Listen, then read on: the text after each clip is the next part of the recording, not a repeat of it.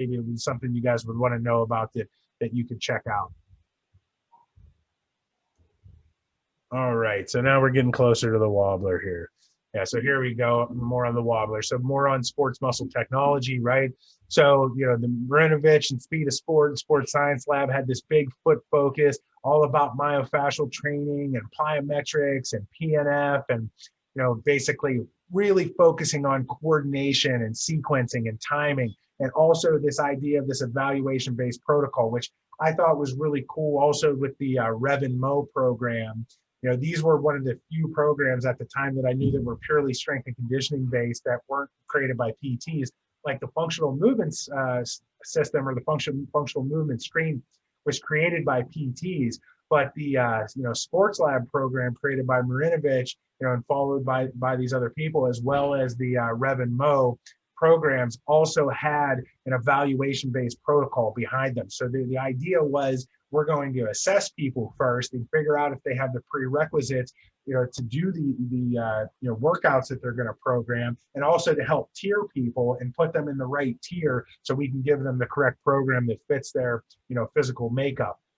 So we don't, you know, we don't want to try to throw, you know, a you know, 23-year-old professional athletes program at a 13-year-old or a 73-year-old type of thing. But, you know, philosophically, myofascia and foot and ankle and coordination and all of these things and plyometrics should be able to fit anybody of any population if you're able to do the correct evaluation on them.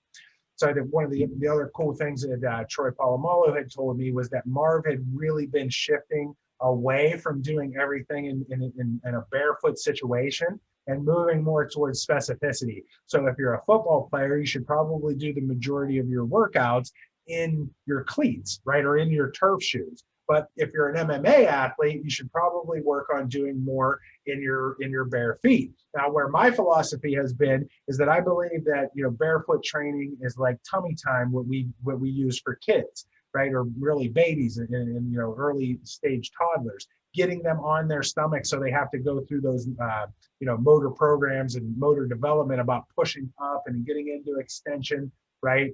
And I really believe that barefoot activity is the same way. We just need to get that exposure, right? So we can get the integrity of the feet improved and improve the strength and the resiliency and, you know, all of the reflexive mechanisms and everything that go along with that. But what the research shows is that we see a difference in the sequencing timing, you know, reaction time, you know, when we end up putting shoes on versus not being in shoes, especially as we increase the thickness of shoes, right? So you have to be careful if we have an athlete that basically plays a sport in their shoes all of the time, and then we have them training barefoot, it can be a hard transition to make to go back into the shoes where they can start having problems with their Achilles like Troy did. So, and that's, you know, I've actually experienced that as well. You know, I had a lot of issues transitioning back and forth. I feel like I have it, you know, down in a pretty good Goldilocks zone or sweet spot now where I understand it. But at one time it was like, you know, more is better. So it was like more barefoot stuff is better, which I've come to learn over time, that I think that it's the balance. And again, coming back to this evaluation-based protocol, you know, it's something that you have to do to figure out exactly how much you want to program.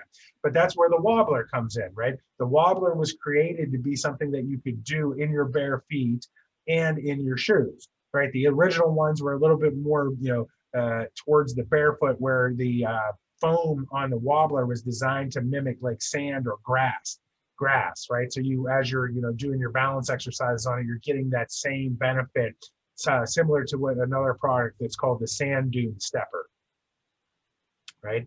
So when we look at this idea of the spinal engine, like we talked about before, and just, you know, simply, you know, running mechanics, we get this side bending and rotation that's going around the kind of the base of stability of where the foot is. And you can really see this. It's subtle, right? But we can see in this picture that the head is shifting off side to side, and there's this rotation in the shoulders where we're getting this head over foot position, and we're getting into that kind of coiled position. And that's really what's happening with these athletes as they're able to create such, you know, power, but also with this precision and efficiency that they're doing when they're running, like in this picture, the 40-yard dash with Chris Johnson.